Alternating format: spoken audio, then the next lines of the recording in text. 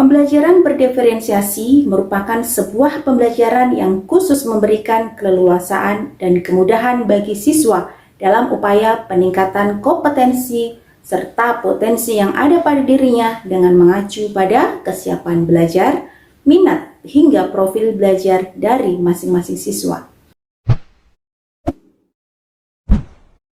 Sebagai seorang pendidik, saya mulai berbenah untuk menerapkan pembelajaran berdiferensiasi. Bermain Kriado Kodakri pada mata pelajaran dasar-dasar agribisnis perikanan di fase E, materi Supply Chain Management. Bermain Kriado Kodakri memiliki akronim dari kata bersingkatan dari beriman, bertakwa kepada Tuhan Yang Maha Esa dan berakhlak mulia. Main, mandiri, kreatif, adaptif, kodakri, komunikatif, dan kritis. Sebelum dilakukan proses kegiatan pembelajaran, terlebih dahulu saya melakukan asesmen diagnostik non-kognitif, di mana asesmen ini bertujuan untuk memperoleh informasi mengenai profil peserta didik, minat, bakat, serta kesiapan belajar dengan cara membagikan survei melalui paper.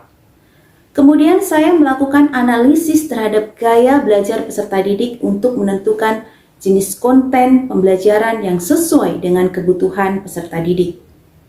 Bentuk konten pembelajaran berupa bahan ajar berbasis cetak, yaitu LKPD, modul, serta bahan belajar berbasis teknologi berupa video.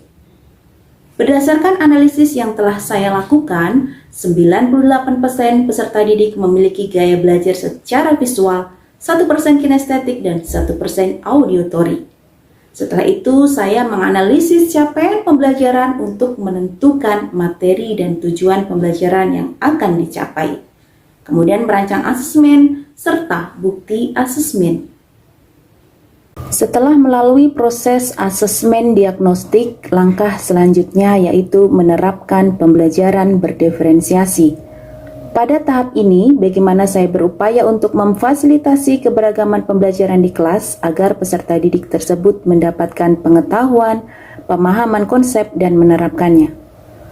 Langkah pertama diferensiasi proses ini yaitu dengan melakukan kegiatan pembuka seperti guru menyapa peserta didik, memberikan salam serta meminta ketua kelas untuk memimpin doa.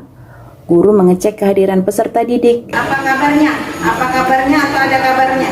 Menjelaskan tujuan dan materi pembelajaran, serta mereview kembali materi pembelajaran sebelumnya.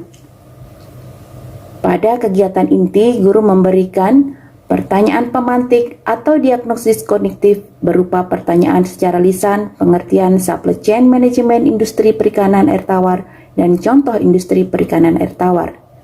Diagnosis kognitif menunjukkan 100% peserta didik belum mengetahui apa itu supply chain management dalam industri perikanan. Setelah itu, guru menayangkan video pembelajaran terkait dengan supply chain management. Secara mandiri, peserta didik menyimak video pembelajaran dan mencatat poin-poin penting serta menjawab pertanyaan pada LKPD. Apa pengertian supply chain management? Apa manfaat supply chain management? Bagaimana proses supply chain management pada industri budidaya perikanan air tawar? Kemudian guru membentuk kelompok. Setelah berani, ya. Setelah terbentuk kelompok, selanjutnya adalah forum diskusi. Pada forum ini, peserta didik mendiskusikan pertanyaan reflektif terkait pengertian supply chain management yang difasilitasi oleh guru, dan juga peserta didik mendiskusikan industri perikanan budidaya air tawar yang tersedia di daerah. Selanjutnya di ruang kolaborasi, peserta didik mengeksplorasi supply chain management, kegiatan industri perikanan air tawar yang ada di daerah melalui browsing internet maupun YouTube. Tahap selanjutnya adalah diferensiasi produk. Pada diferensiasi produk, meliputi demonstrasi konstekstual. Di tahap ini, peserta didik mendesain hasil diskusi dan eksplorasi supply chain management serta penerapan supply chain dalam kegiatan budidaya perikanan air tawar. Peserta didik diberikan kebebasan untuk memilih dan menentukan komoditas produksi. Bentuk produk yang dibuat diserahkan ke peserta didik sesuai dengan kebutuhan.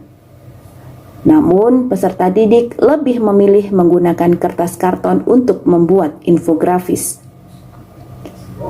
Selanjutnya, peserta didik mengkomunikasikan hasil diskusi dan menjawab pertanyaan-pertanyaan dari kelompok lain.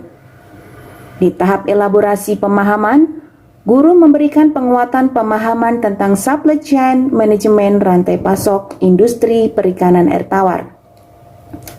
Selanjutnya adalah post-test.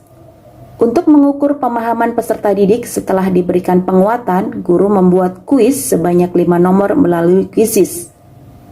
Kuis dikerjakan secara berkelompok sebab tidak terpenuhinya laptop maupun ponsel yang ada berdasarkan jumlah peserta didik. Saat mengerjakan kuis, mereka begitu semangat dan bergembira untuk bersaing mendapatkan nilai siapa yang paling unggul. Selanjutnya yaitu kegiatan penutup. Pada kegiatan penutup ini termasuk mengkoneksikan antar materi. Peserta didik membuat kesimpulan dalam bentuk esai dengan merefleksikan seluruh rangkaian materi yang sudah dipelajari. Peserta didik diberikan pertanyaan-pertanyaan untuk menilai diri sendiri maupun pembelajaran yang telah dilakukan. Contoh, di bagian mana pembelajaran ini sulit kalian pahami? Berapa nilai yang pantas untuk kamu dapatkan? Mengapa? Bagaimana pembelajaran hari ini? Apa yang perlu diperbaiki? Kemudian guru menyampaikan materi yang akan dipelajari selanjutnya. Untuk peserta didik yang belum memahami materi, saya menggunakan tutor sebaya. Di mana peserta didik yang sudah paham materi, saya memintanya untuk memberikan bantuan dan memberikan penjelasan kepada murid tersebut. Di akhir pembelajaran, guru menutup pembelajaran dan meminta ketua kelas untuk berdoa. Dalam proses pembelajaran yang bertahap ini, saya sudah menemukan hal-hal positif pada peserta didik. Contoh, di akhir pembelajaran, saya meminta peserta didik untuk mengukur dirinya sendiri. Jika mereka menilai dirinya, berapa mereka akan menilai dirinya sendiri dan mengapa? Ada yang menjawab 65, 75, bahkan 85. Tidak ada yang menjawab 100. Kemudian saya bertanya kepada peserta didik yang menjawab 65. Dia mengatakan bahwa dirinya dalam diskusi kurang terlibat dan kurang aktif. Kemudian saya bertanya lagi, mengapa tidak ada yang memberi nilai 100? Serentak mereka menjawab bahwa mereka tidak layak mendapatkan nilai 100 karena dalam mengerjakan produk tidak tepat waktu. Jawaban masih ada yang salah, hasil produknya masih belum maksimal. Disinilah saya percaya bahwa mereka memiliki kesadaran dan tanggung jawab terhadap peran yang telah diberikan. Saat melakukan post-test, ada perbedaan saat melakukan pertanyaan di pemantik. Di pertanyaan pemantik, mereka masih bingung dan belum mengetahui terkait materi yang akan diberikan. Pada saat post-test, mereka sudah mampu menjawab. Dan pada saat melakukan post-test tersebut dengan menggunakan aplikasi, mereka sangat antusias dan gembira. Setelah selesai pembelajaran, saya berdiskusi dengan rekan sejawat. Kami mendiskusikan apa saja hal yang harus ditingkatkan dalam pembelajaran selanjutnya. Saya meng-highlight apa saja yang harus diperbaiki dalam pembelajaran yang telah saya terapkan. Sebagai contoh, saat peserta didik kesulitan untuk membuat kesimpulan, menyusun pertanyaan, maka saya merekomendasikan ke guru bahasa Indonesia agar peserta didik terus dilatih dalam memilih dan menyusun kosakata. Demikian praktik baik pembelajaran diferensiasi yang telah saya lakukan di fase E kompetensi keahlian agribisnis perikanan air tawar, materi supply chain management di SMK Negeri 1 Sigi, Provinsi Sulawesi Tengah. Semoga dapat bermanfaat. Wabillahi taufiq wal hidayah. Wassalamualaikum warahmatullahi wabarakatuh.